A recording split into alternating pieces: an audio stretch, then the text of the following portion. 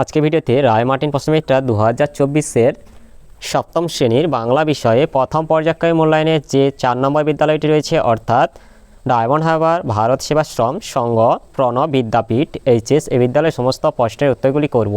তার আগে তোমরা কেউ যদি আমার চ্যানেলে নতুন হয়ে থাকো তাহলে চ্যানেলটি অবশ্যই সাবস্ক্রাইব করে নেবে। একে যেটা হচ্ছে সঠিক উত্তরটি নির্বাচন করো। একের এক আছে পাগলা গণেশ একটি কল্পবিজ্ঞান গল্প হবে। এটা একদিন হচ্ছে পোর্ট্রেট শব্দটির অর্থ হলো এটা হচ্ছে প্রতিকৃতি। একদিন হচ্ছে বঙ্গভূমি প্রতি কবিতাটি কবি হলেন মাইকেল মধুসূদন দত্ত।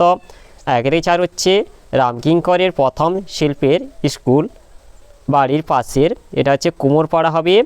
দুই দিকে হচ্ছে দু তিনটি বাক্যে উত্তর দাও। দুই দিকে একে যেটা হচ্ছে তৎকালীন শান্তিনিকেতন কেমন ছিল, এর উত্তরটি হলো তৎকালীন শান্তিনিকেতন অর্থে রবীন্দ্রনাথ শান্তিনিকেতন একমাত্র এই স্থানটি ছিল ব্রিটিশ কর্তৃত্বের বাইরে।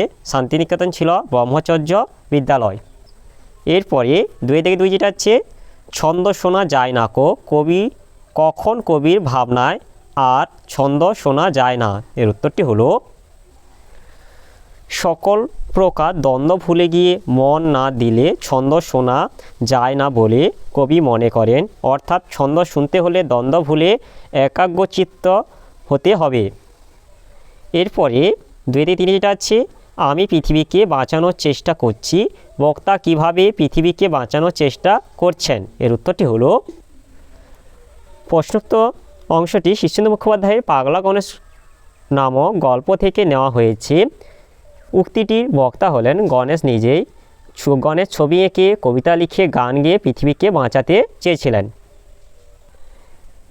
এরপরে তিনে থেকে যেটা হচ্ছে নিচের প্রশ্নগুলির উত্তর দাও। তিনে থেকে একে যেটা হচ্ছে তৎসম শব্দ কাকে বলে, এর উত্তরটি হলো তৎসম শব্দ যে সমস্ত শব্দ বাংলা ভাষায় অবিকল অবিকৃত বা অপরিবর্তিত রূপে গৃহীত ও ব্যবহৃত হয় তাদের তৎসম শব্দ বলে, যেমন গৃহ, পিতা, মাতা, চন্দ্র ইত্যাদি।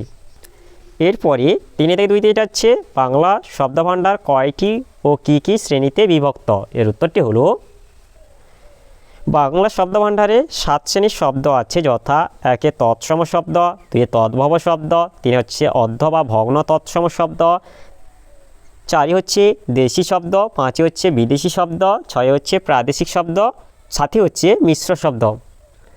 এরপরে তিনে থেকে তিন হচ্ছে ঝাঁটা। এই শব্দটি কী ধরনের শব্দ? ঝাঁটা শব্দটি হলো খাঁটি দেশি শব্দ। এরপর চারিদিকে হচ্ছে নিচের প্রশ্নগুলির উত্তর দাও। চারিদিকে একে যেটা আছে সোনাটিয়া কেন কালিয়ার বনে চলে গিয়েছিল। সোনাটিয়া কালিয়ার বনে চলে গিয়েছিল কারণ দুটো নতুন পেঁপা পুতুল কেনার জন্য। এরপর চারিদিকে হচ্ছে মাকুকে কে তৈরি করেছিল, মাকুকে ঘড়িওয়ালা তৈরি করেছিল। তাহলে আজকে ভিডিওতে আমরা সপ্তম শ্রেণী বাংলা বিষয়ে যে চারের দাগে ডায়মন্ড হারবার ভারত সেবাশ্রম সংঘ প্রণব বিদ্যাপীঠ এই বিদ্যালয়ের সমস্ত প্রশ্নের উত্তরগুলি করলাম। আর তোমরা কেউ যদি আমার চ্যানেলটা এখনও সাবস্ক্রাইব করে রাখোনি তাহলে চ্যানেলটা অবশ্যই সাবস্ক্রাইব করে নেবে। ভিডিওটি ভালো লাগলে ভিডিওটিকে লাইক, কমেন্ট ও শেয়ার করতে ভুলবে না।